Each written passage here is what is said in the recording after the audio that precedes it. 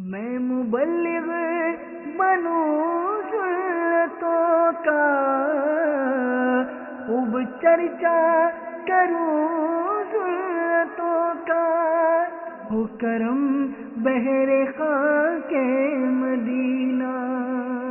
الحمدللہ رب العالمین، والصلاة والسلام علی سید المرسلین، اما بعد فاعوذ باللہ من الشیطان الرجیم، بسم اللہ الرحمن الرحیم۔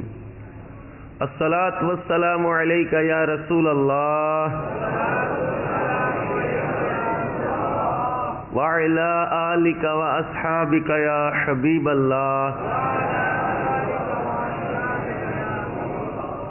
الصلاة والسلام علیک یا نبی اللہ وعلی آلک واصحابک یا نور اللہ۔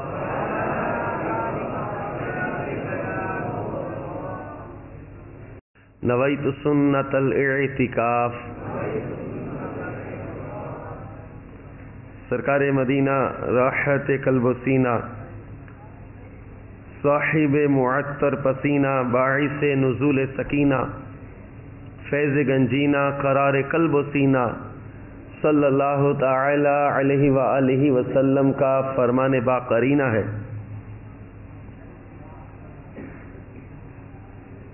بروز قیامت لوگوں میں سے میرے قریب تر وہ ہوگا جس نے دنیا میں مجھ پر زیادہ درود پاک پڑھے ہوں گے۔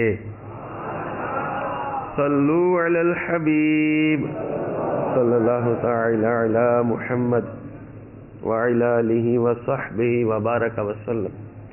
صلاۃ و سلام علیک یا سیدی یا سیدی یا مکی یا مدنی یا عربی یا ہاشمی یا سیدی یا رسول اللہ۔ میٹھے میٹھے اسلامی بھائیوں اور مدنی چینل کے ناظرین، آج سحری اجتماع کے سلسلے میں ہم پنجاب کے شہر ڈیرہ غازی خان میں حاضر ہیں۔ دعوت اسلامی کا مدنی مرکز فیضان مدینہ ڈیرہ غازی خان میں اس وقت سحری اجتماع کا سلسلہ ہے۔ نیت المؤمن خیر من عملہ، مومن کی نیت اس کے عمل سے بہتر ہے۔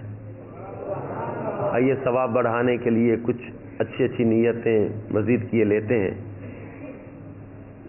انشاءاللہ عز و جل رضائے الہی عز و جل کے لیے اجتماع میں اول تاخیر شریک رہوں گا۔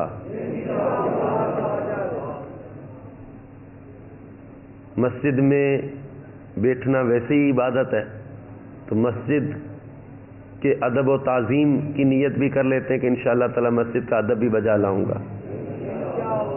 اور چونکہ بیان سننے میں آپ کا رخ اس وقت کعبۃ اللہ شریف کی طرف اکثر اسلامی بھائیوں کا، تو آپ کعبۃ اللہ شریف کی تعظیم کی نیت کر لیں۔ اور بیان کرنے والے کے لیے سنت یہ ہے کہ اس کا رخ جو ہے وہ سامعین کی طرف ہوتا ہے اور اس کی پشت قبلہ شریف کی طرف ہوتی ہے، تو یوں میں بھی سنت کی ادائیگی کی نیت کر لیتا ہوں۔ اور جب جب نبی کریم صلی اللہ تعالی علیہ وآلہ وسلم کا نام پاک آئے گا صلی اللہ تعالی علیہ وآلہ وسلم، پورا درود پڑھنے سننے کی نیت کر لیتے ہیں۔ جب جب نام اقدس آئے گا انشاءاللہ عز و جل پورا درود پڑھیں گے۔ اللہ کی رضا کے لیے روزہ بھی رکھیں گے انشاءاللہ تعالی۔ اعلاء کلمت الحق کی میں نیت کر لیتا ہوں، نیکی کی دعوت پیش کروں گا، اعلاء کلمت الحق کی نیت سے انشاءاللہ بیان کروں گا، ریاکاری سے بچتے ہوئے اخلاص کے ساتھ انشاءاللہ تعالی ہم بیان میں شریک رہیں گے۔ صلو علی الحبیب صلی اللہ تعالی علی محمد وعلی آلہ وصحبہ۔ میرے شیخ طریقت امیر اہل سنت بانی دعوت اسلامی حضرت علامہ مولانا ابو بلال محمد الیاس قادری صاحب نے فیضان سنت جلد اول کے صفحہ 386 پر ایک عجیب و غریب مریض کا حال بیان کیا ہے۔ حضرت سیدنا یونس علی نبینا علیہ الصلاۃ والسلام نے حضرت سیدنا جبریل امین علی نبینا و علیہ الصلوۃ والسلام سے فرمایا میں روئے زمین کے سب سے بڑے عابد یعنی عبادت گزار کو دیکھنا چاہتا ہوں۔ حضرت سیدنا جبریل امین علیہ السلام آپ علیہ الصلوۃ والسلام کو ایک ایسے شخص کے پاس لے گئے جس کے ہاتھ پاؤں جذام کی وجہ سے گل کٹ کر جدا ہو چکے تھے، اور وہ زبان سے کہہ رہا تھا یا اللہ عز وجل، تو نے جب تک چاہا ان اعضاء سے مجھے فائدہ بخشا اور جب چاہا لے لیا، اور میری امید صرف اپنی ذات میں باقی رکھی۔ اے میرے پیدا کرنے والے، میرا تو مقصود بس تو ہی تو ہے۔ حضرت سیدنا یونس علی نبینا و علیہ الصلوۃ والسلام نے فرمایا اے جبریل امین، میں نے آپ کو نمازی روزہ دار شخص دکھانے کا کہا تھا کہ روئے زمین کا سب سے بڑا عابد دیکھنا چاہتے تھے۔ فرمایا جبریل امین، میں نے آپ کو نمازی اور روزہ دار شخص دکھانے کا کہا تھا۔ تو حضرت سیدنا جبریل امین علی نبینا و علیہ الصلوۃ والسلام نے جواب دیا اس مصیبت میں مبتلا ہونے سے قبل یہ ایسا ہی تھا، اب مجھے یہ حکم ملا ہے کہ اس کی آنکھیں بھی لے لوں۔ ہاتھ پاؤں پہلے ہی جذام کی وجہ سے گل کٹ کر جدا ہو چکے تھے۔ اب فرمایا کہ جبریل امین علیہ الصلوۃ والسلام عرض کر رہے ہیں کہ اللہ کے نبی مجھے حکم ملا ہے کہ میں اس کی آنکھیں بھی لے لوں۔ چنانچہ حضرت سیدنا جبریل امین علی نبینا و علیہ الصلوۃ والسلام نے اشارہ کیا اور اس کی آنکھیں نکل پڑی، مگر عابد نے زبان سے وہی بات کہی یا اللہ عز و جل، جب تک تو نے چاہا ان آنکھوں سے مجھے فائدہ بخشا اور جب چاہا انہیں واپس لے لیا۔ اے خالق عز و جل، میری امیدگاہ صرف اپنی ذات کو رکھا، میرا تو مقصود بس تو ہی تو ہے۔ حضرت سیدنا جبریل امین علی نبینا و علیہ الصلوۃ والسلام نے عابد سے فرمایا آؤ ہم تم باہم مل کر دعا کریں کہ اللہ تعالی تم کو پھر آنکھیں اور ہاتھ پاؤں لوٹا دے اور تم پہلے ہی کی طرح عبادت کرنے لگو۔ عابد نے کہا ہرگز نہیں۔ حضرت سیدنا جبریل امین علی نبینا و علیہ الصلوۃ والسلام نے فرمایا آخر کیوں نہیں؟ عابد نے جواب دیا جب میرے رب عز و جل کی رضا اسی میں ہے تو مجھے صحت نہیں چاہیے۔ حضرت سیدنا یونس علی نبینا و علیہ الصلوۃ والسلام نے فرمایا واقعی میں نے کسی اور کو اس سے بڑھ کر عابد نہیں دیکھا۔ حضرت سیدنا جبریل امین علی نبینا و علیہ الصلوۃ والسلام نے کہا یہ وہ راستہ ہے کہ رضائے الہی عز و جل تک رسائی کے لیے اس سے بہتر کوئی راہ نہیں۔ اللہ عز و جل کی ان پر رحمت ہو اور ان کے صدقے ہماری مغفرت ہو۔ جے سونا میرے دکھ وچ راضی، جے سونا میرے دکھ وچ راضی، میں سکھ نو چلے پاواں۔ میٹھے میٹھے اسلامی بھائیوں، دیکھا آپ نے، صابر ہو تو ایسا۔ آخر کون سی مصیبت ایسی تھی جو ان بزرگ کے وجود میں نہ تھی؟ حتیٰ کہ بالآخر آنکھوں کے چراغ بھی بجھا دیے گئے، مگر ان کے صبر و استقلال میں ذرہ برابر فرق نہ آیا۔ وہ راضی برضائے الہی عز و جل کی اس عظیم منزل پر فائز تھے کہ اللہ عز و جل سے شفا طلب کرنے کے لیے بھی تیار نہیں تھے کہ جب اللہ نے بیمار کرنا منظور فرمایا ہے تو میں تندرست ہونا نہیں چاہتا۔ سبحان اللہ، یہ انہی کا حصہ تھا۔ ایسے ہی اہل اللہ کا مقولہ ہے، یعنی ہم بلاؤں اور مصیبتوں کے ملنے پر ایسے ہی خوش ہوتے ہیں جیسے اہل دنیا دنیاوی نعمتیں ہاتھ آنے پر خوش ہوتے ہیں۔ یاد رہے، مصیبت بسا اوقات مومن کے حق میں رحمت ہوا کرتی ہے۔ مصیبت بسا اوقات مومن کے حق میں رحمت ہوا کرتی ہے اور صبر کر کے عظیم اجر کمانے اور بے حساب جنت میں جانے کا موقع فراہم کرتی ہے۔ چنانچہ حضرت سیدنا ابن عباس رضی اللہ تعالی عنہ فرماتے ہیں کہ رسول اکرم نور مجسم شاہ بنی آدم رسول محتشم شافع امم صلی اللہ تعالی علیہ وآلہ وسلم نے ارشاد فرمایا، جس کے مال یا جان میں مصیبت آئی پھر اس نے اسے پوشیدہ رکھا اور لوگوں پر ظاہر نہ کیا تو اللہ عز و جل پر حق ہے کہ اس کی مغفرت فرما دے۔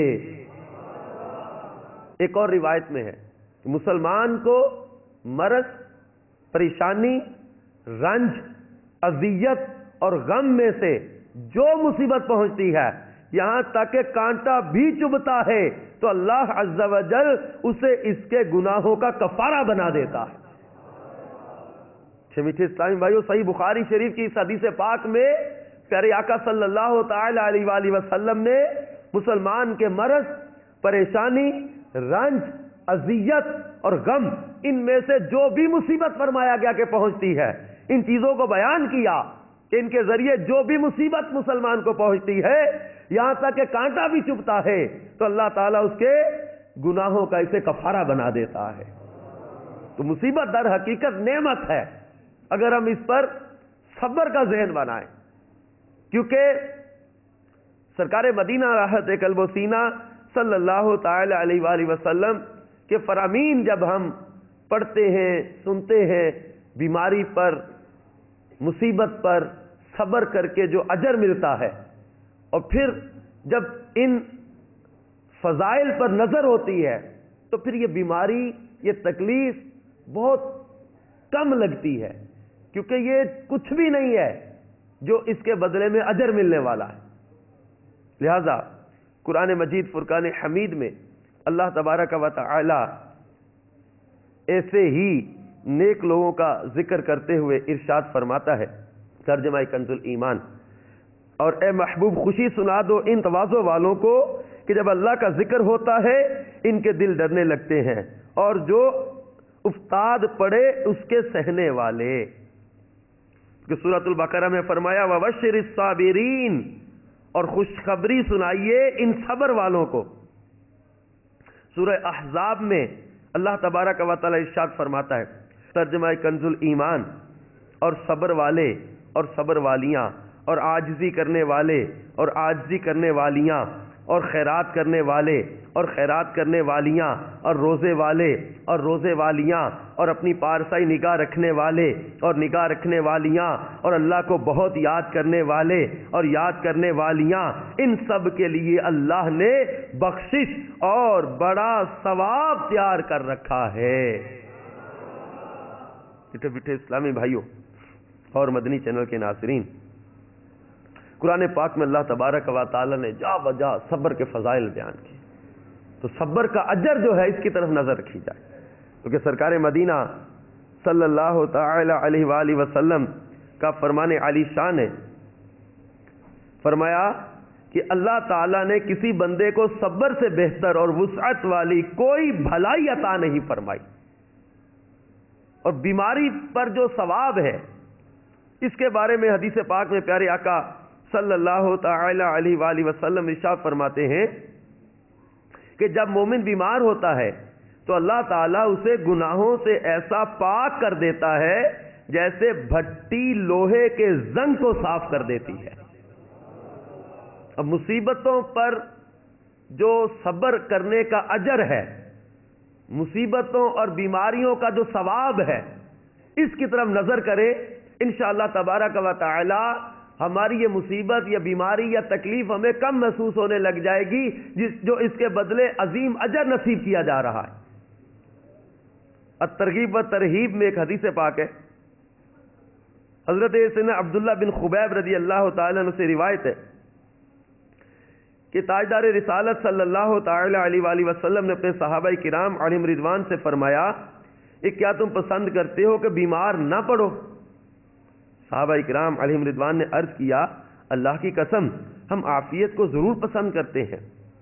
تو رسول اللہ صلی اللہ تعالی علیہ وسلم نے فرمایا کہ تمہارے لیے اس میں کیا بھلائی ہے کہ اللہ تمہیں یاد نہ کرے؟ یعنی جو بیمار پڑتا ہے گویا اللہ اسے یاد فرما رہا ہے، بلکہ ایک حدیث پاک میں فرمایا کہ جب بندہ بیمار ہوتا ہے یا سفر کرتا ہے تو جو عمل وہ تندرستی اور اقامت کی حالت میں کرتا ہے وہ عمل بھی اس کے لیے لکھا جاتا ہے. مجمع الزوائد میں ایک روایت ہے، سرکار مدینہ راحت قلب و سینہ صلی اللہ تعالی علیہ وآلہ وسلم نے فرمایا کہ جب کوئی بندہ کسی مرض میں مبتلا ہوتا ہے تو اللہ عز و جل اس کے محافظ فرشتوں کو حکم دیتا ہے کہ یہ جو برائی کرے اسے نہ لکھو، اور جو نیکی کرے اس کے عوض 10 نیکیاں لکھو، اور اس کے اس نیک عمل کو بھی لکھو جو یہ تندرستی کی حالت میں کیا کرتا تھا اگرچہ بیماری کے دوران وہ اس عمل کو نہ کر سکے. مریض کتنی موج میں ہے کہ اس کی نیکیاں 10 گنا کر کے لکھی جا رہی ہیں، اور جو تندرستی کے عالم میں یہ نیکی کے کام کیا کرتا تھا، مثلا صدائے مدینہ لگاتا تھا، علاقائی دورہ برائے نیکی کی دعوت میں شرکت کرتا تھا، سنت و بڑے بیانات میں شرکت کرتا تھا، بعد فجر مدنی حلقے میں شرکت کرتا تھا، مدرسہ المدینہ برائے بالغان میں پڑھنے یا پڑھانے کا معمول تھا، مدنی قافلوں میں سفر کا معمول تھا، مطلب اس طرح کی نیکی کے کام جو کرتا تھا، یا والدین کی خدمت کے کام میں مشغول تھا، مریضوں کی عیادت کرتا تھا، جنازے میں شرکت کرتا تھا، یا دیگر کوئی بھی نیک کام بجا لاتا تھا. اب بیماری کی وجہ سے وہ کام نہیں کر پا رہا تو وہ کام بھی اس کی نیکیاں لکھی جاتی رہیں گی جبکہ یہ اب نہیں کر رہا. میرے پیارے میٹھے اسلامی بھائیوں، الترغیب و ترہیب ہی کی 4 جلد کے صفحہ 147 پر یہ روایت ہے کہ حضرت سیدنا عبداللہ ابن عمر رضی اللہ تعالیٰ عنہ سے روایت ہے کہ نبی کریم رؤوف الرحیم صلی اللہ تعالی علیہ وسلم نے فرمایا کہ جب کسی کو کوئی جسمانی تکلیف پہنچتی ہے تو اللہ عز و جل اس کے محافظ فرشتوں کو حکم دیتا ہے کہ جب تک میرا یہ بندہ اس تکلیف میں ہے اس کے لیے ہر دن اور رات میں وہ عمل لکھو جو یہ تندرستی میں کیا کرتا تھا. سرکار مدینہ صلی اللہ تعالی علیہ وسلم نے فرمایا مومن پر تعجب ہے. کیا کمال یہ فرمانے علی شان. فرمایا مومن پر تعجب ہے کہ وہ بیماری سے ڈرتا ہے. اگر وہ جان لیتا کہ بیماری میں اس کے لیے کیا ہے تو ساری زندگی بیمار رہنا پسند کرتا. اگر وہ جان لیتا کہ بیماری میں اس کے لیے کیا ہے تو ساری زندگی بیمار رہنا پسند کرتا. پھر نبی کریم صلی اللہ تعالی علیہ وآلہ وسلم اپنا سر مبارک آسمان کی طرف اٹھا کر مسکرانے لگے. عرض کیا گیا یا رسول اللہ صلی اللہ علیہ وسلم آپ نے آسمان کی طرف سر اٹھا کر تبسم کیوں فرمایا؟ ارشاد فرمایا میں 2 فرشتوں پر حیران ہوں کہ وہ دونوں ایک بندے کو مسجد میں تلاش کر رہے تھے جس میں وہ نماز پڑھا کرتا تھا. جب انہوں نے اسے نہ پایا تو لوٹ گئے اور عرض کیا یا رب عز و جل ہم تیرے فلاں بندے کے دن اور رات میں کیے ہوئے اعمال لکھتے تھے، پھر ہم نے دیکھا کہ تو نے اسے آزمائش میں مبتلا فرما دیا. تو اللہ عز و جل فرماتا ہے کہ میرا بندہ دن اور رات میں جو عمل کیا کرتا تھا اس کے لیے وہ عمل لکھو اور اس کے اجر میں کمی نہ کرو جب تک وہ میری طرف سے آزمائش میں ہے. اس کا ثواب میرے ذمہ کرم پر ہے، اور جو اعمال وہ کیا کرتا تھا اس کے لیے ان کا بھی ثواب ہے. میٹھے میٹھے اسلامی بھائیوں اور مدنی چینل کے ناظرین، مزید سنیے کہ سرکار مدینہ صلی اللہ تعالی علیہ وآلہ وسلم ارشاد فرماتے ہیں کہ بے شک مومن جب کسی بیماری میں مبتلا ہو پھر اللہ عز و جل اسے اس مرض میں شفا دے دے تو یہ بیماری اس کے پچھلے گناہوں کا کفارہ اور مستقبل میں اس کے لیے نصیحت ہو جاتی ہے. یہ بیماری مومن کے لیے رحمت ہے کہ اس کے پچھلے گناہوں کا کفارہ اور آئندہ کے لیے نصیحت. اور فرمایا کہ اور منافق جب بیمار ہو پھر اسے عافیت ملے تو وہ اس اونٹ کی طرح ہوتا ہے جسے اس کے مالک نے باندھ کر کھول دیا ہو کہ وہ نہیں جانتا کہ اسے کیوں باندھا گیا اور کیوں چھوڑا گیا. مجمع میں سے ایک شخص نے عرض کیا یا رسول اللہ صلی اللہ علیہ وسلم یہ بیماریاں کیا ہوتی ہیں؟ خدا کی قسم میں تو کبھی بیمار نہیں ہوا. ایک شخص نے کسی نے عرض کیا کہ بیماریاں کیا ہوتی ہیں یہ، میں تو کبھی بیمار نہیں ہوا. ارشاد فرمایا کہ ہم سے دور ہو جا، تو ہم میں سے نہیں، یعنی ہمارے طریقے پر نہیں. اب اندازہ کریں پیارے میٹھے اسلامی بھائیوں، کہ سرکار مدینہ صلی اللہ تعالی علیہ وآلہ وسلم نے ارشاد فرمایا کہ جب کوئی مسلمان کسی بیماری یا مصیبت میں مبتلا ہوتا ہے، یہ مصیبت، پریشانی، غم، رنج آ جانے پر گھبرانے کی بجائے اس کے ثواب کی طرف نظر کی جائے.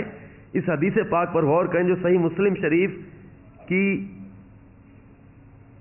مبارک روایت ہے کہ حضرت سیدنا عبداللہ ابن مسعود رضی اللہ تعالیٰ عنہ سے روایت ہے کہ آقا مظلوم سرور معصوم حسن اخلاق کے پیکر نبیوں کے سرور صلی اللہ تعالی علیہ وسلم نے ارشاد فرمایا کہ جب کوئی مسلمان کسی بیماری یا مصیبت میں مبتلا ہوتا ہے تو اللہ عز و جل اس کے گناہ اس طرح مٹاتا ہے جس طرح درخت اپنے پتے گرا دیتا ہے. جس طرح درخت کے پتے گرتے ہیں تو یہ بیمار یا مصیبت میں مبتلا جو ہے اس کے گناہ اس طرح مٹا دیے جاتے ہیں. حضرت سیدنا یحییٰ بن سعید رضی اللہ تعالیٰ عنہ فرماتے ہیں کہ سرکار مدینہ صلی اللہ تعالی علیہ وسلم کے زمانہ ظاہری میں ایک شخص کا انتقال ہوا تو کسی نے کہا یہ کتنا خوش نصیب ہے کہ بیماری میں مبتلا ہوئے بغیر ہی مر گیا. تو رسول اللہ صلی اللہ تعالی علیہ وسلم نے فرمایا کہ تجھ پر افسوس ہے، کیا تمہیں نہیں معلوم کہ اگر اللہ اسے کسی بیماری میں مبتلا فرماتا تو اس کے گناہ مٹا دیتا. میرے میٹھے میٹھے اسلامی بھائیوں اور مدنی چینل کے ناظرین، حضرت ابو امامہ رضی اللہ تعالیٰ عنہ سے روایت کہ سرکار مدینہ صلی اللہ تعالی علیہ وسلم نے فرمایا کہ جو بندہ کسی مرض میں مبتلا ہوگا اللہ عز و جل اسے اس بیماری سے پاک کر کے اٹھائے گا. تو پیارے پیارے اسلامی بھائیوں اور مدنی چینل کے ناظرین، جب ان روایات کی طرف ہم توجہ کرتے ہیں، اس میں جو جزا اور ثواب بیان کیا ہے بیماری کا، مصیبت کا، تو اب ان احادیث اور آیات کی روشنی میں ہم اپنے انداز پر غور کریں کہ ہم تو معمولی سی تکلیف پر بھی شور مچا دیتے ہیں، معمولی سا رنج آ جائے ہم واویلا کرتے، معمولی سی مصیبت آ جائے ہم اس قدر شور شرابہ کرتے، بے صبری کا مظاہرہ کرتے، ناشکری کے الفاظ بولتے، بلکہ بیماری یا فوتگی کے موقع پر کئی کفریات تک بولتے. امیر اہل سنت نے اپنی کتاب کفریہ کلمات کے بارے میں سوال جواب، اس میں کئی ایسے عام بولے جانے والے کلمات کی مثالیں بیان کی ہیں جو عوام میں بولے جاتے ہیں الفاظ، فوتگی کے موقع پر، بیماری کے موقع پر، کسی مصیبت کے موقع پر. میرے میٹھے میٹھے اسلامی بھائیوں اور مدنی چینل کے ناظرین، صحیح بخاری شریف میں ایک روایت ہے، حضرت سیدنا عطا بن ابو رباح رضی اللہ تعالیٰ عنہ فرماتے ہیں کہ حضرت سیدنا عبداللہ ابن عباس نے مجھ سے فرمایا کہ کیا میں تمہیں اہل جنت میں سے کوئی عورت نہ دکھاؤں؟ میں نے عرض کیا ضرور دکھائیے. فرمایا یہ حبشی عورت.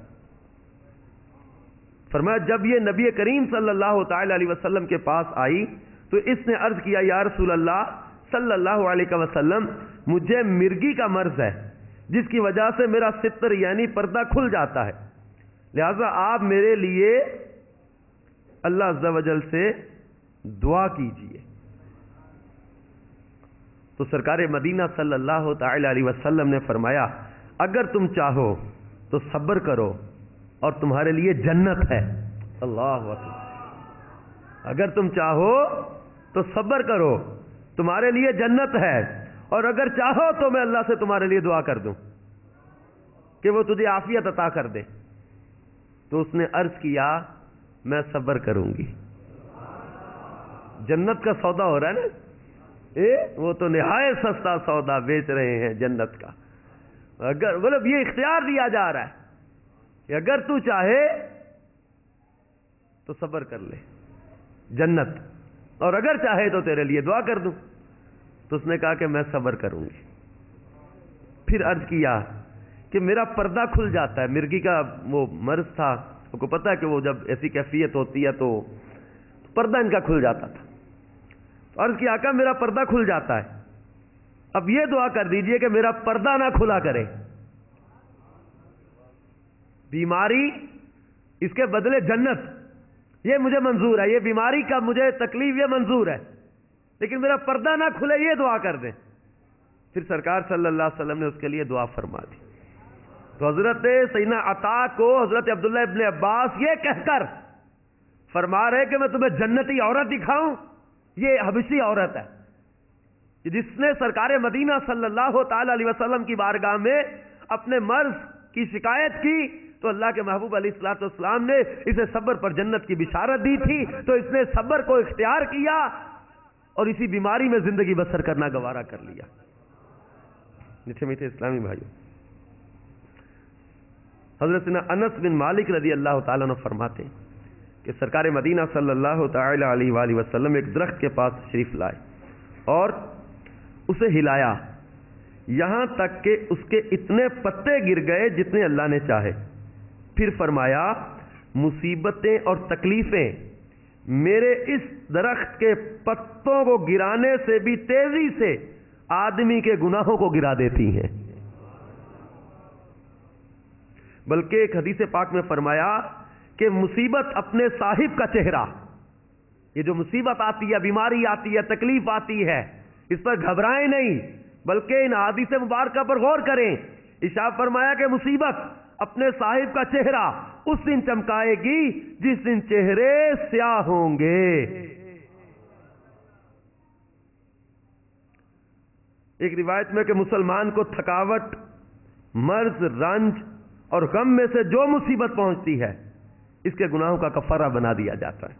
میٹھے میٹھے اسلامی بھائیوں اور مدنی چینل کے ناظرین، سرکار مدینہ صلی اللہ تعالی علیہ وآلہ وسلم ارشاد فرماتے ہیں کہ جب اللہ تعالیٰ کسی بندے سے محبت فرماتا ہے یا اسے اپنا دوست بنانے کا ارادہ فرماتا ہے تو اس پر آزمائشوں کی بارش فرما دیتا ہے۔ یہ جو آزمائشیں ہیں، کسی کو اولاد کے معاملے میں آزمایا جاتا ہے، کوئی اولاد نہ ہونے کی وجہ سے پریشان، کوئی اولاد کی معذوری کی وجہ سے پریشان، کوئی اولاد کی نافرمانی کی وجہ سے پریشان، کوئی قرض کی وجہ سے، کوئی کسی مرض کی وجہ سے، کوئی کسی رنج کی وجہ سے، کوئی کسی خوف کی وجہ سے، کوئی کسی مصیبت کی وجہ سے۔ اب یہ جو آزمائشیں ہیں ان کے بارے میں اس حدیث پاک میں فرمایا جا رہا ہے کہ جب اللہ تعالیٰ کسی بندے سے محبت فرماتا ہے یا اسے اپنا دوست بنانے کا ارادہ فرماتا ہے تو اس پر آزمائشوں کی بارش فرما دیتا ہے۔ پھر جب وہ بندہ اپنے رب کو پکارتا ہے، اے میرے رب، تو اللہ تعالیٰ فرماتا ہے کہ میرے بندے تو جو کچھ مجھ سے مانگے گا میں تجھے عطا فرماؤں گا، یا تو جلد ہی تجھے دے دوں گا یا اسے تیری آخرت کے لیے ذخیرہ کر دوں گا۔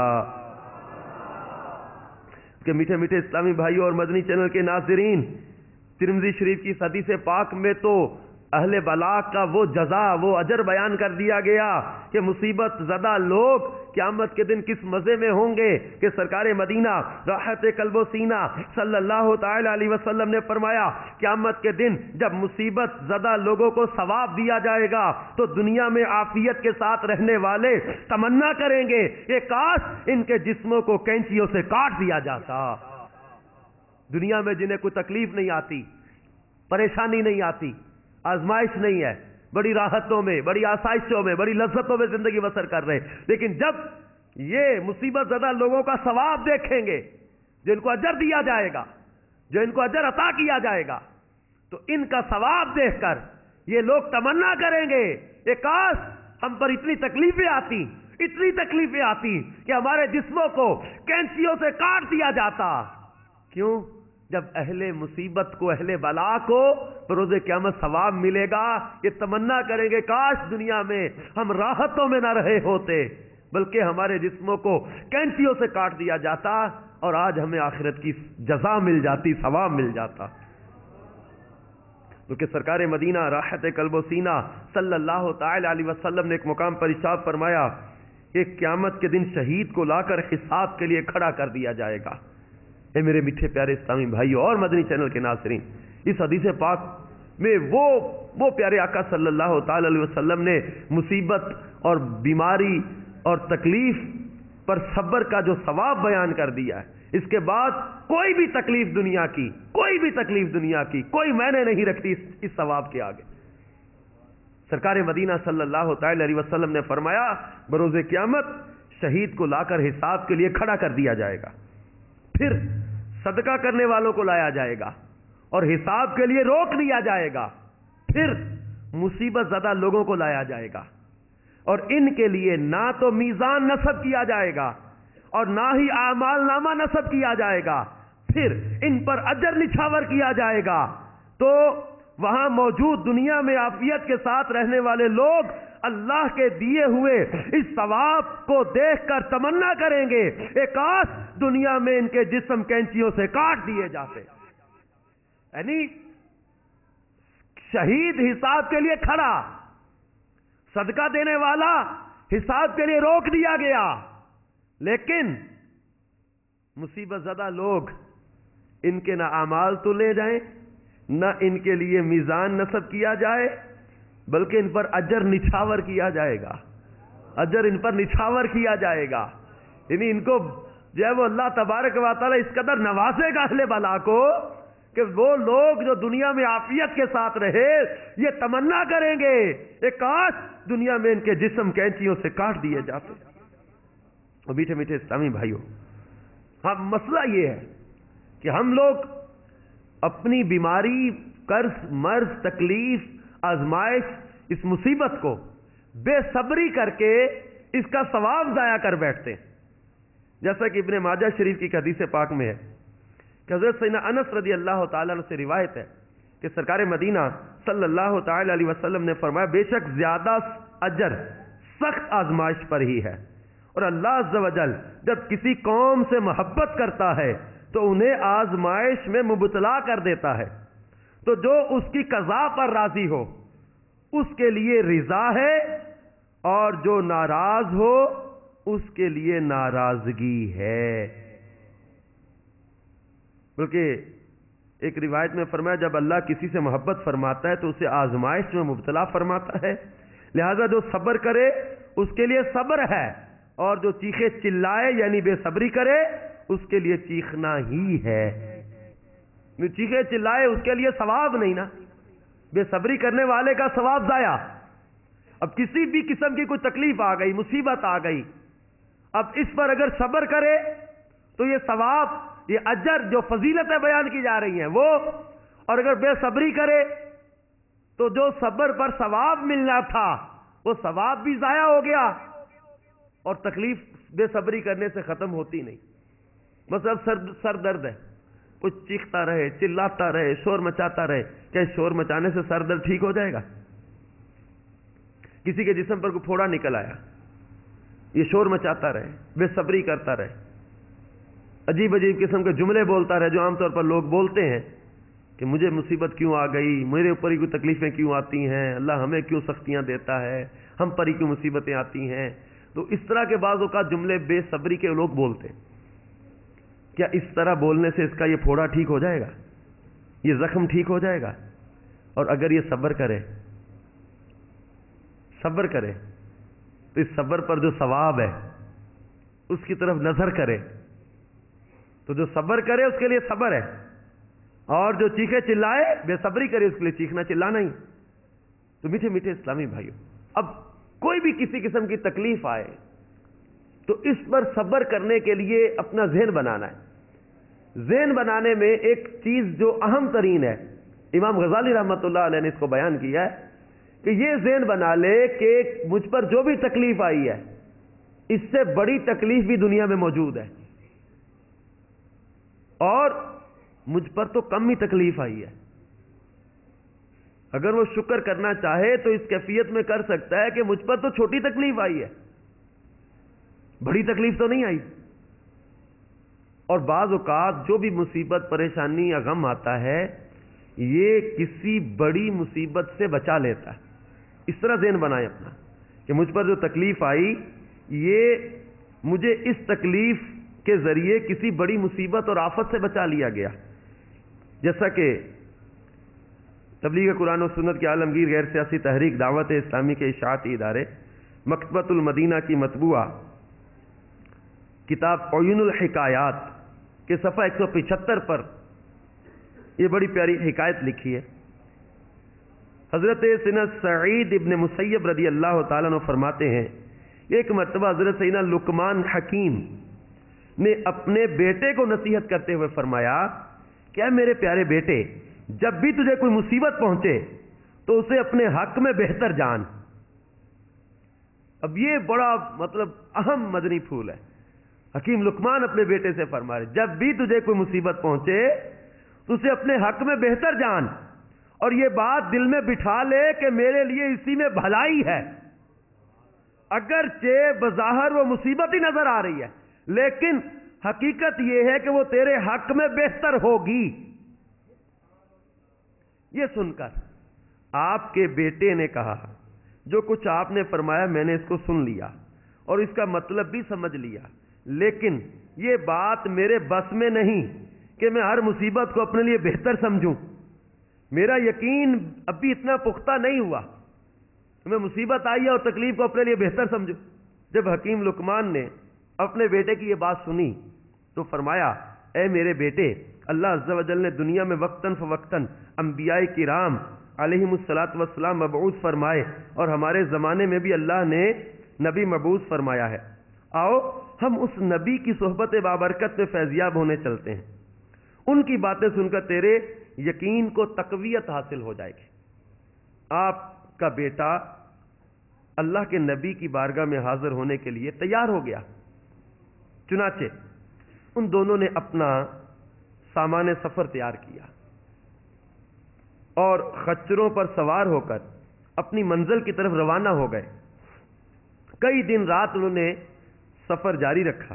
راستے میں ایک ویران جنگل آیا، وہ اپنے سامان سمیت جنگل میں داخل ہو گئے۔ بڑی توجہ، حکیم لقمان اور ان کا بیٹا جنگل میں داخل ہو گئے۔ اللہ تعالیٰ نے ان کو جتنی ہمت دی انہوں نے اتنا جنگل میں سفر کیا۔ پھر دوپہر ہو گئی، گرمی اپنے زور پر تھی، گرم ہوائیں چل رہی تھیں۔ اسی دوران ان کا پانی اور کھانا بھی ختم ہو گیا۔ خچر بھی تھک چکے تھے، پیاس کی شدت سے وہ بھی ہانپنے لگے۔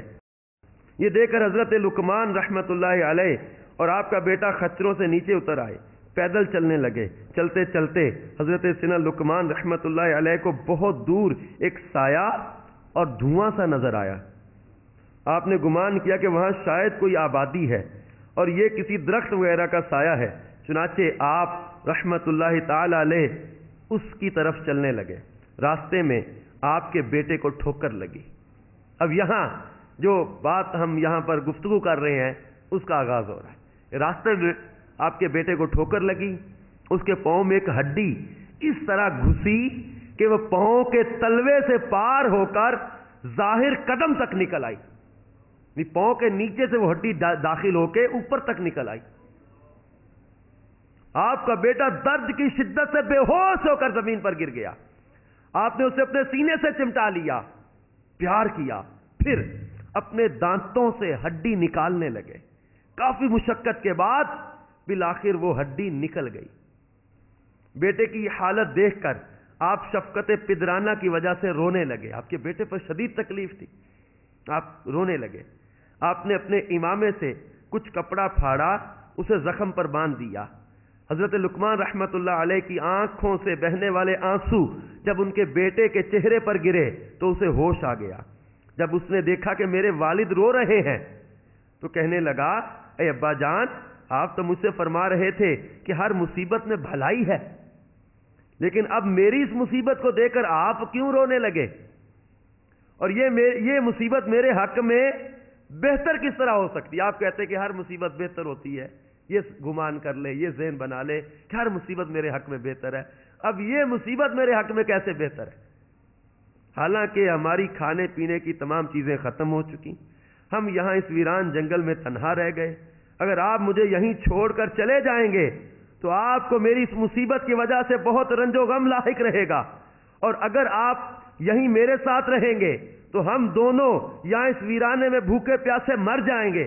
اب آپ خود ہی بتائیں کہ اس مصیبت میں میرے لیے کیا بہتری ہے؟ اب چلا بھی نہیں جا رہا، اب کہہ رہے کہ آپ میرے پاس بیٹھے رہیں گے تو ہم دونوں پیاسے بھوکے مریں گے، اگر آپ چھوڑ کر مجھے جاتے ہیں تو آپ اپنے بیٹے کے غم میں رنجیدہ رہیں گے. اب اس مصیبت میں ہمارے لیے کیا بہتری ہے؟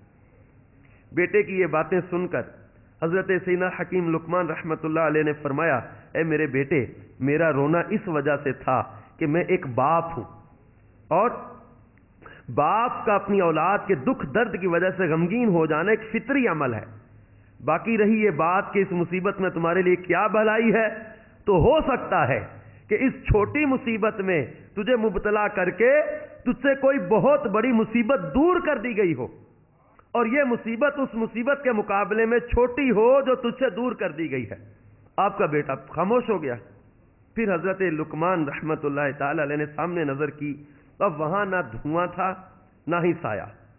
آپ دل میں کہنے لگے، میں نے ابھی تو اس طرف دھواں اور سایہ دیکھا تھا، لیکن اب وہ کہاں غائب ہو گیا؟ ہو سکتا ہے کہ ہمارے پروردگار عز و جل نے ہماری مدد کے لیے کسی کو بھیجا. ابھی آپ اسی سوچ و بچار میں تھے کہ آپ کو دور ایک شخص نظر آیا جو سفید لباس زیب تن کیے، سر پر امامہ سجائے، چت کبرے گھوڑے پر سوار آپ کی طرف بڑی تیزی سے بڑا چلا آ رہا ہے. آپ اس سوار کو اپنی طرف آتا دیکھتے رہے یہاں تک کہ وہ آپ کے بالکل قریب ہو گیا. پھر وہ سوار اچانک نظروں سے اوجھل ہو گیا. پھر ایک آواز سنائی دی، کیا تم ہی لقمان ہو؟ آپ نے فرمایا جی ہاں میں ہی لقمان ہوں. پھر آواز آئی، کیا تم حکیم ہو؟ آپ نے فرمایا مجھے ہی لقمان حکیم کہا جاتا ہے. پھر آواز آئی، تمہارے اس ناسمجھ بیٹے نے تم سے کیا کہا ہے؟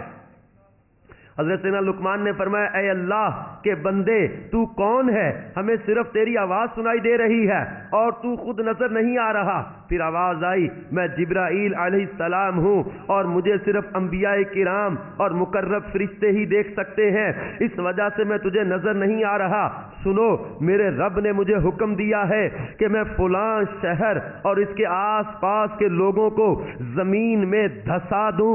پھر مجھے خبر دی گئی کہ تم دونوں بھی اس شہر ہی کی طرف آ رہے ہو، تو میں نے اپنے پاک پروردگار سے دعا کی کہ وہ تمہیں اس شہر میں جانے سے روکے، لہذا اس نے تمہیں اس آزمائش میں ڈال دیا اور تیرے بیٹے کے پاؤں میں ہڈی چبھ گئی. اس طرح تم اس چھوٹی مصیبت کی وجہ سے ایک بہت بڑی مصیبت یعنی زمین میں دھنسنے سے بچ گئے ہو. میٹھے میٹھے اسلامی بھائیوں اور مدنی چینل کے ناظرین، اب غور کریں آپ کہ اس واقعہ میں حضرت سیدنا حکیم لقمان اپنے بیٹے کو جو سمجھا رہے تھے وہ پریکٹیکلی ان کی سمجھ میں آ گیا ان کے بیٹے کے کہ ایک چھوٹی مصیبت اس وقت وہ مصیبت بازار لگ رہی تھی، اس سے بڑی مصیبت کیا ہوگی کہ جنگل، بیابان، ویرانہ، پیاس، سامان ختم ہو گیا، شدت کی تکلیف، پاؤں میں تکلیف، اور اس حالت میں چلا بھی نہیں جا رہا. اس سے بڑی مصیبت نظر نہیں آ رہی تھی، لیکن کہا کہ اس چھوٹی مصیبت کے ذریعے بڑی مصیبت سے بچا لیا گیا. آپ بعض اوقات ہم لوگ غور کریں کہ بعض اوقات کوئی تکلیف آتی ہے، ہم کہتے ہیں میرے اوپر اتنی بڑی تکلیف آ گئی، اتنی بڑی تکلیف آ گئی. اب غور کریں، ہو سکتا ہے اس تکلیف کے ذریعے بڑی کسی مصیبت سے بچا لیا گیا. میرے میٹھے میٹھے اسلامی بھائیوں اور مدنی چینل کے ناظرین، الحمدللہ عز و جل جہاں دعوت اسلامی کے مدنی ماحول میں دیکھیں خیر خائی کا جذبہ ہے، بیماری، پریشانی، مصیبت، اس پر صبر کا درس بھی ہے، لیکن علاج چونکہ سنت ہے تو اس کے لیے دعوت اسلامی کے مدنی ماحول میں الحمدللہ مجلس مکتوبات و تعویذات عطاریہ کا سلسلہ ہے، جس میں لاکھوں لاکھ مریض، بیمار، پریشان، قرضدار، جنات کے ستائے ہوئے، جادو کے ستائے ہوئے، کاروباری بندش، طرح طرح کی مصیبتیں اور جو ہے وہ آزمائشوں میں مبتلا لوگ اپنی جو ہے وہ آزمائش، اپنی بیماری، اپنا مسئلہ بیان کر کے تعویذات عطاریہ فی سبیل اللہ حاصل کرتے ہیں. الحمدللہ اس کی برکت سے لاکھوں لاکھ لوگ جو ہے وہ فیض یاب ہو رہے، اور کئی ایسی مدنی بہاریں اس کی آتی ہیں کہ دل آشش کر اٹھتا ہے. جیسے کہ الحمدللہ عز و جل تعویذات عطاریہ ہی کی مدنی بہاروں میں سے ایک مدنی بہار، آئیے میں بھی آپ کو پیش کرتا ہوں کہ الحمدللہ عز و جل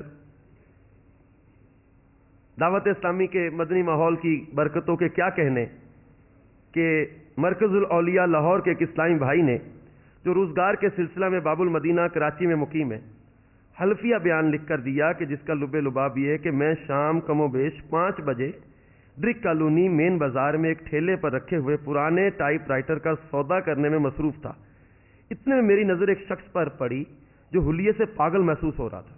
लोग उसको तंग कर रहे थे। उसने मुश्ताइल होकर एक पत्थर उठाकर तंग करने वाले लोगों को मारा, जो उन्हें लगने की बजाय मेरे पेट के बाएं जानिब आ लगा।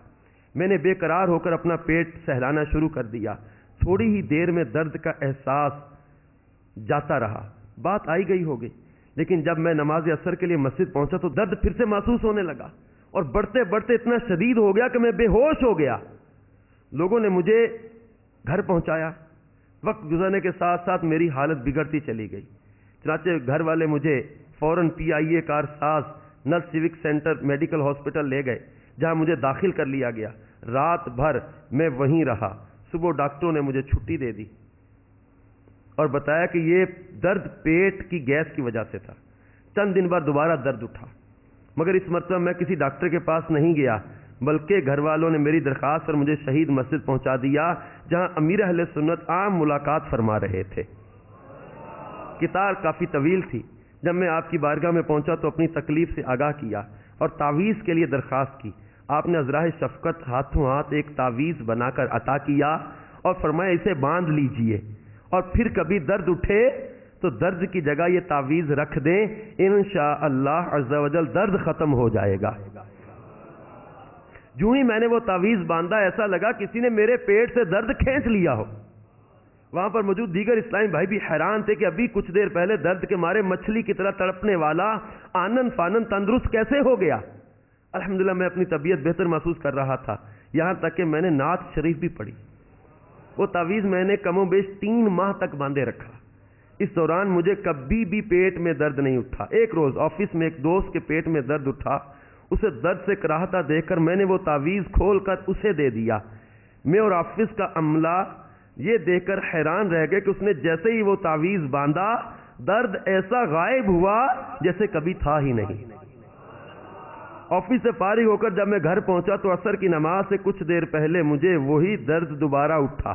तकलीफ के मारे मेरी हालत गैर हो गई। मुझे फौरन PIA कारसाज मेडिकल हॉस्पिटल में ले जाया गया, जहां मेरी हालत देखकर मुझे दाखिल कर लिया गया। डॉक्टरों ने इलाज की पूरी कोशिश की, मगर दर्द में खातिर खा कमी वाक़ई न हुई। पूरी रात यूं ही गुजर गई।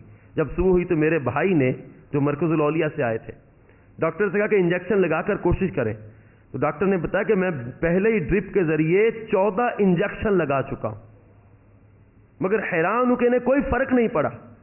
मजीद इंजेक्शन लगाने से रिएक्शन का खदशा है, हमें इनका मर्ज समझ में नहीं आ रहा, आप इन्हें कहीं और ले जाएं। चुनाचे मुझे नासिमाबाद के एक मेडिकल कॉम्प्लेक्स में दाखिल करवा दिया गया। वहां मैं कमोबेश 17 दिन एडमिट रहा। भाई मेरी बीमारी की वजह से बहुत परेशान थे, कहने लगे नौकरी वगैरह छोड़ो और मेरे साथ लाहौर चलो। मैंने अर्ज की, लगता है अब मैं सेहतयाब नहीं हो सकूंगा, लिहाजा लाहौर जाने से पहले आखिरी बार मुझे मेरे पीरो मुर्शिद की ज़ियारत के लिए ले चलिए। मुझे टैक्सी में बिठाकर अमीर अहले सुन्नत के दर दौलत पर पहुंचा दिया गया। जब मैं कमरे में दाखिल हुआ तो कमरा इस्लामी भाइयों से भरा हुआ था। एक जिम्मेदार ने मेरी हालत देखकर तशवीश का इजहार करते हुए कहा, इन्हें हॉस्पिटल ले जाओ। मैं रोते हुए बोला कि मैं हॉस्पिटल से ही लाया गया हूं, अब मैं कहीं नहीं जाऊंगा। इतने में अमीर अहले सुन्नत तशरीफ ले आए। मैं पूरी ताकत इकट्ठी करके आपकी ताज़ीम के लिए खड़ा हो गया। आप मेरे करीब आए और पेट पर हाथ रखकर दम किया और पूछा, दर्द है? मैंने अर्ज की, पहले से कदरे कम। आपने दोबारा दम किया, फिर पूछा, तो मैंने अच्छी तरह पेट दबाकर देखा, मगर अल्हम्दुलिल्लाह दर्द का पता न था। फिर फरमाने लगे कि मैंने पहले भी तावीज़ दिया था, वो कहाँ है? मैंने सारी सूरत हाल बताई तो आपने दोबारा अपने दस्ते मुबारक से तावीज़ बनाकर दिया और खाना खाने की दावत पेश की। मैं खाना खाने लगा। वहाँ पर मौजूद इस्लामी भाई एक वली कामिल की अताओं का खुली आंखों से नज़ारा कर रहे थे। वो इस्लामी बताते हैं कि तादम तहरीर इस बात को कमोबेश 10 साल हो चुके हैं, अल्हम्दुलिल्लाह कभी दोबारा मुझे वो दर्द महसूस नहीं हुआ। मीठे मीठे इस्लामी भाई, अल्हम्दुलिल्लाह तावीज़ात अत्तारिया के बस्ते पर कैंसर के मरीज शिफा पाते हमने देखे। तरह तरह के जोड़ों के दर्द, शुगर के मरीज, तरह तरह के अमराज में परेशानियों में गिरे हुए, کئی سال ہو گئے بے اولادی میں جو پریشان تھے، بے اولاد تھے، الحمدللہ تعویذات عطاریہ کی برکت سے اللہ تعالیٰ نے ان کے مرض دور کر دیے۔ یہ اللہ تبارک و تعالیٰ کے کلام میں، نام میں طاقت بڑی ہے۔ تو بیماری، پریشانی یا مصیبت آ جائے، اس پر بے صبری کرنے کی بجائے ثواب پر نظر رکھے اور علاج کی تدبیر کرے۔ دعوت اسلامی کے مدنی ماحول کو اپنا لیں کہ انشاءاللہ تبارک و تعالی یا نہ صرف جسمانی امراض کا علاج ملے گا، انشاءاللہ تعالی روحانی امراض کا علاج بھی ملے گا۔ کتنے ہی ایسے گناہوں کے مریض جو کل تک گانے گاتے تھے آج نعتیں پڑھ رہے ہیں، جو کل تک گالیاں بکتے تھے آج درود پاک پڑھ رہے ہیں۔ کئی ایسے نوجوان جو جمعہ تو جمعہ عید کی نماز نہیں پڑھتے تھے آج مصلی امامت پر کھڑے نظر آ رہے ہیں۔ وہ جو کل تک گلیوں بازاروں میں بے حیائی کے کام کرتے تھے آج فجر کی نماز سے پہلے صدائے مدینہ لگا کے لوگوں کو نماز کے لیے جگاتے نظر آ رہے ہیں۔ وہ کل تک جو بے حیائی کے اڈوں پہ جانے کے شوقین تھے وہ آج ساری رات آنسو بہا کر مدینے کی یاد میں روتے نظر آ رہے ہیں۔ وہ کل تک جو ماں باپ کو گالیاں دیتے تھے آج ماں باپ کے ہاتھ پاؤں چومنے والے نظر آ رہے ہیں۔ وہ کل تک جو غلط کاموں کی طرف بھاگے چلے جا رہے تھے آج نیکی کی دعوت دیتے نظر آ رہے ہیں۔ وہ جو شرابوں کے اڈوں پہ جاتے تھے آج الحمدللہ نیکی کی دعوت کے اجتماعات میں آ رہے ہیں۔ یہ دعوت اسلامی کے مدنی ماحول میں کمپلیٹلی ان کا اسکول آف تھاٹ چینج کر دیا۔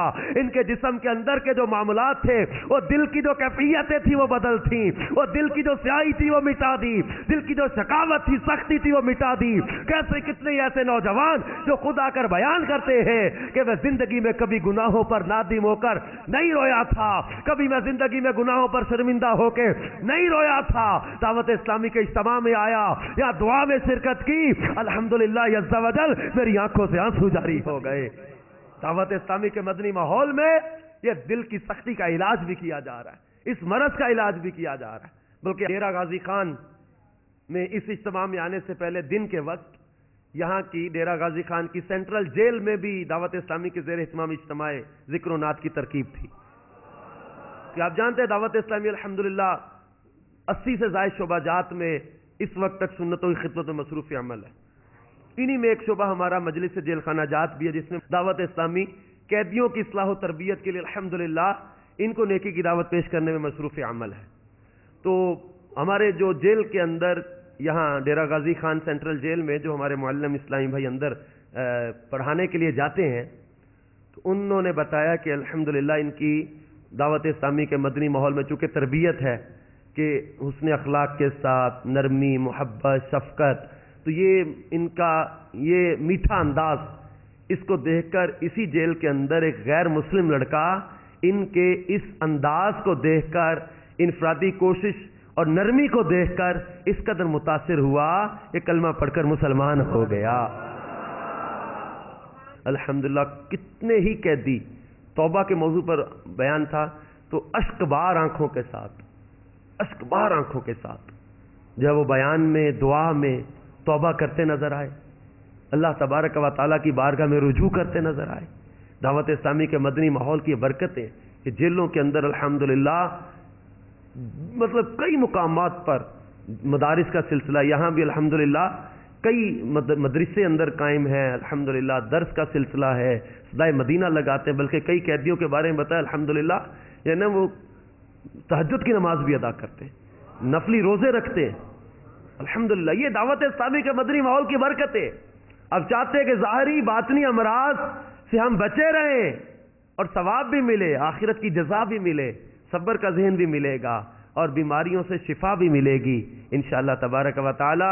مدنی ماحول کی برکت سے یہ تمام امراض انشاءاللہ تبارک و تعالی دور بھی ہوں گے اور صبر کا ذہن بھی ملے گا اور انشاءاللہ تبارک و تعالی دنیا اور آخرت کی برکتیں بھی ملیں گی۔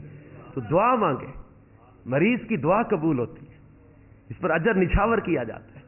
اللہ تبارک و تعالی ہمیں ہمیشہ صبر کرنے کی توفیق عطا فرمائے اور مصائب پر ناشکری سے بچائے اور ان دنیاوی آزمائشوں کو اپنے حبیب صلی اللہ تعالی علیہ وسلم کا صدقہ ہم پر آسان کر دے اور ہمیں اجر عطا فرمائے اور اپنے حبیب کا صدقہ ہمیں آزمائش کی گھڑیوں میں استقامت بھی عطا فرمائے اور اپنے محبوب کی دعاؤں کا صدقہ ہماری آزمائشیں اللہ اپنی رحمت سے دور فرمائے.